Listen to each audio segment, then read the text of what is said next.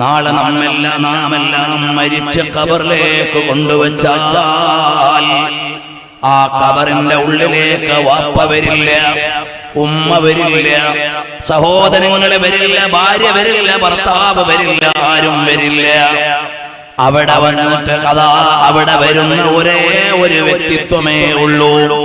മദീനത്ത് കിടന്നുകൊണ്ട് ലോകത്തെ മുഴുവനും നോക്കുന്ന മുത്തുനബി തങ്ങൾ നേരെ ഖബറിലേക്കങ്ങ് കാണിക്കപ്പെടുമ്പോൾ ഒരു ചോദ്യമാണ്, ഇതാരാണെന്നറിയുമോ? ഇതാരാണെന്നറിയുമോ? ഇതാരാണെന്നറിയുമോ? അപ്പോൾ നമുക്കൊരു പറച്ചിലിനെ രക്ഷയുള്ളൂ. ഹാദാ റസൂലുള്ളാഹ്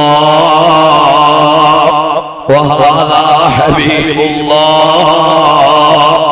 അല്ലാഹ് നിന്റെ പ്രിയപ്പെട്ട മുത്തുനബി തങ്ങളാണിത്, നിന്റെ ഹബീബായ മുത്തുളി റസൂലുള്ളാഹ് സ്വല്ലല്ലാഹു അലൈഹി വസല്ലമ തങ്ങളാണ്.